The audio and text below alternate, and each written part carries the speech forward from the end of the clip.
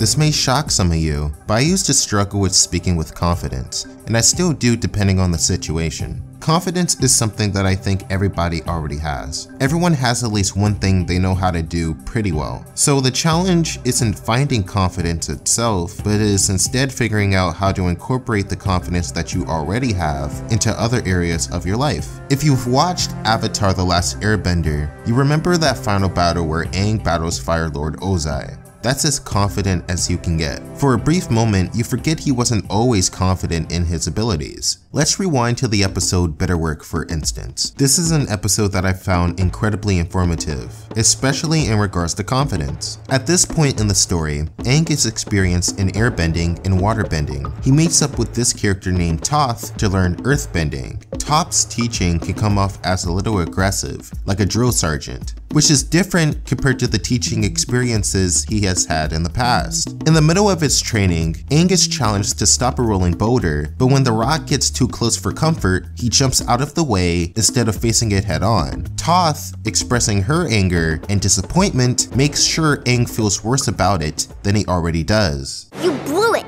You had a perfect stance and perfect form, but when it came right down to it, you didn't have the guts!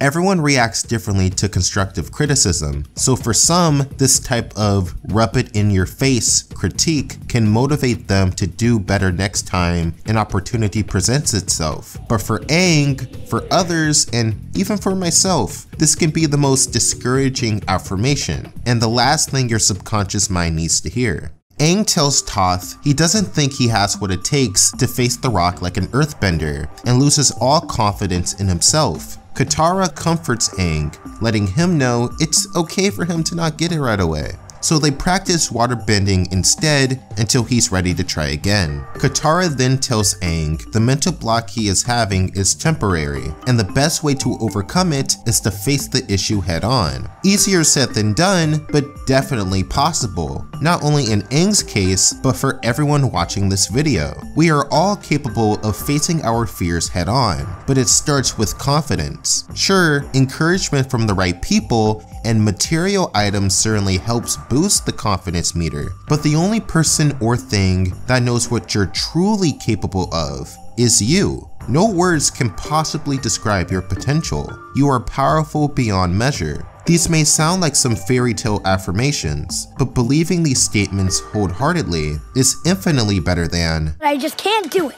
I don't know why I can't, but I can't. Aang's struggles with earthbending is similar to Zuko's struggles with lightning bending. Just like Aang, Zuko gets down on himself. Why can't I do it? Instead of lightning, it keeps exploding in my face, like everything always does. His uncle explains in order for him to master lightning, he must first deal with the turmoil inside of him. More specifically, he must learn how to let go of his feelings of shame, and only then will his anger go away. His uncle then says something incredibly profound. Pride is not the opposite of shame, but its source. True humility is the only antidote to shame. We often use anger to hide emotional pain, instead of crying and letting it all go. Zuko is hurting from the past, and it goes deeper than his opinions about himself. As shown at the end of the episode, he has his gripes with how Source, God, or the universe has treated him throughout his life, which is understandable considering he had a pretty horrific childhood. His scar is only a taste of the misery he has experienced. Considering these past experiences, how can he trust that the universe loves him unconditionally? How can he trust others? Well, as his uncle explained, it starts with practicing humility. His ego gets in the way of him strengthening his relationship with the universe. Not that ego is bad, but it can sometimes prevent us from connecting with others authentically. Everyone has something new to teach us. Our idea of who or what someone is, the labels we give them, the history they provide, stop us from seeing that they,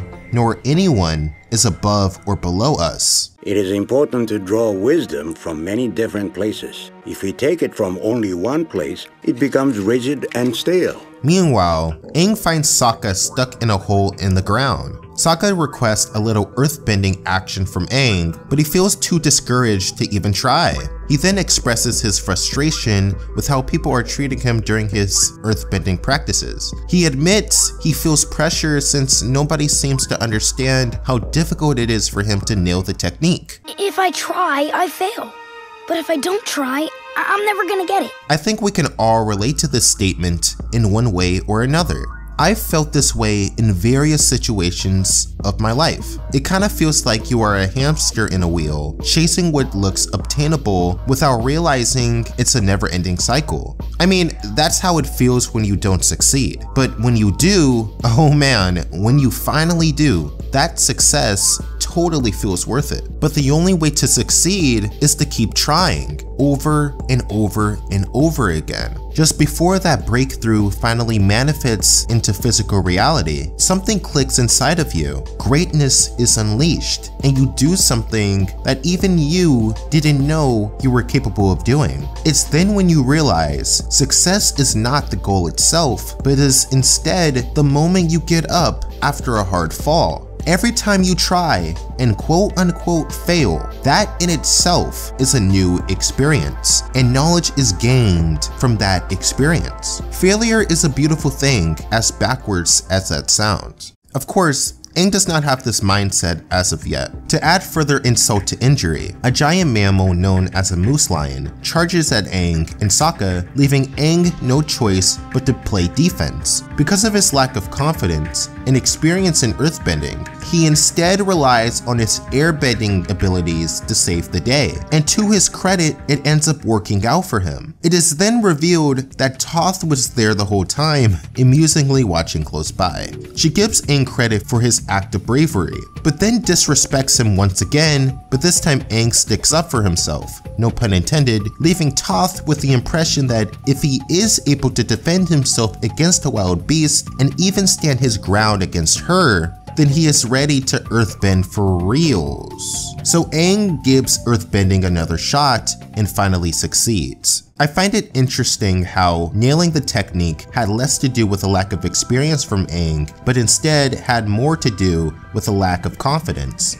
According to this episode, the way to increase confidence is to perform what you are already good at, the activity that comes naturally to yourself. Then once that confidence meter is at its highest point, it becomes easier to tackle the things you struggle with.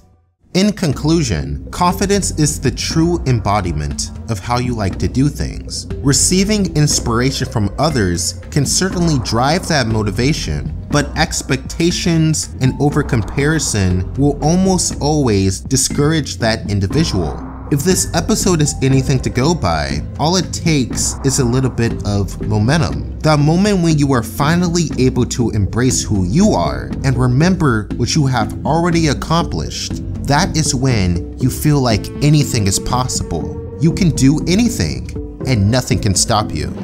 Savage! I'm a savage! Oh! I'm a savage! Whatever I want, I'm going to get! Whatever I want, I have to get! What's next? Give me something else. What can't you do? I can do it. I can do anything.